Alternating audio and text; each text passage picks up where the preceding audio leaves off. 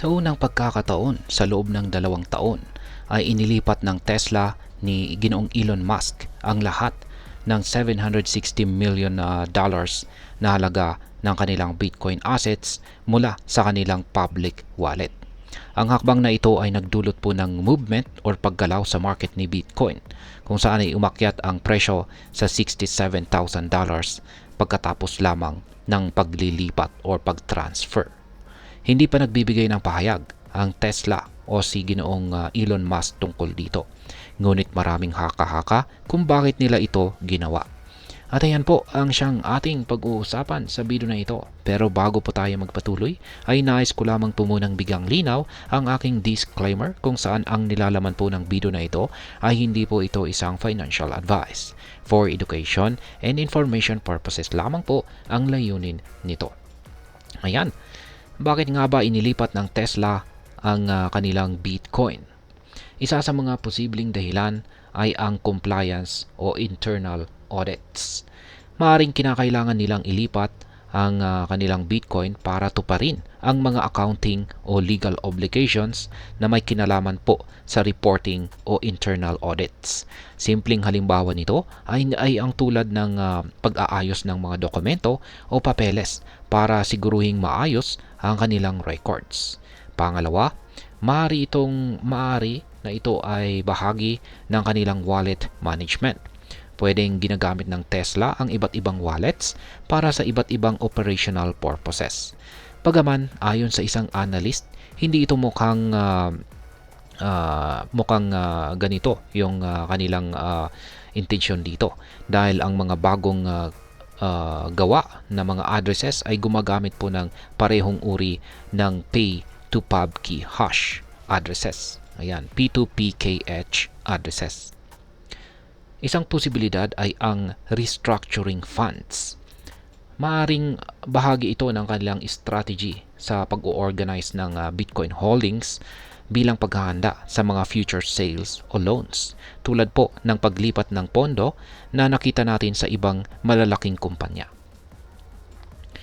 Ngayon ay ano ang UTXO at paano ito nakakaepekto sa hakbang ng Tesla? Ang UTXO o unspent transaction outputs ay mga natitirang halaga ng isang token na hindi pa nagagamit sa anumang transaction. Bawat UTXO na ginagamit sa isang transaction ay nagdaragdag po sa laki ng transaction na maaaring magdulot ng mas mataas na transaction fees.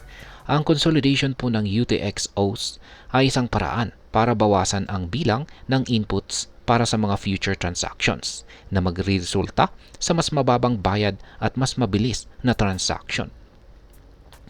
Ngayon ay ang panghuli ay bakit nga ba ginawa ng Tesla ang paglilipat or transfer na ito. Sa ngayon ay hindi pa malinaw kung bakit napili or ginawa ng Tesla sa panahong ito na ilipat ang kanilang Bitcoin. Maraming maaring dahilan, pero sa mga simpleng accounting needs hanggang sa mas komplikadong financial strategies ang mga posibleng dahilan.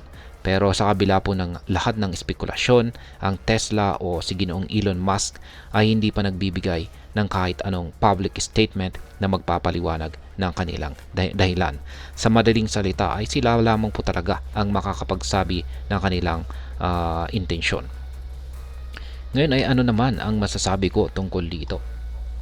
Sa mga ganitong aksyon ng malalaking kumpanya tulad ng Tesla, nagiging matingkad ang papel ni Bitcoin at iba pang cryptocurrencies sa modern financial landscape. Nagdudulot po ito ng pagkilos sa market at nagbibigay ng ideya sa ibang investors tungkol sa mga posibleng strategies na pwede nilang sundan.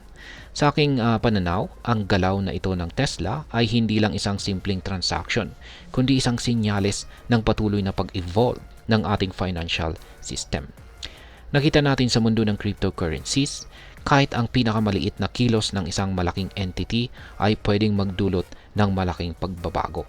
Kaya't mahalaga para sa mga investors at stakeholders na maging informed at updated sa mga ganitong pangyayari. At ayan, hanggang dito na lamang po tayo sa video na ito mga ka-crypto. Sana po ay inyong nagustuhan ang aking paliwanag sa video na ito. Kung inyo po itong nagustuhan, pakiclick lamang po ang like button nito. Para naman po sa mga bago lamang dito, kayo po ay aking inaanyayahan para mag-subscribe. Pakiclick na rin po ang bell icon nito dahil ito po ang siya magsisilbing notification nito sa mga bago kong videos na akin pong ina-upload sa aking YouTube channel na ito.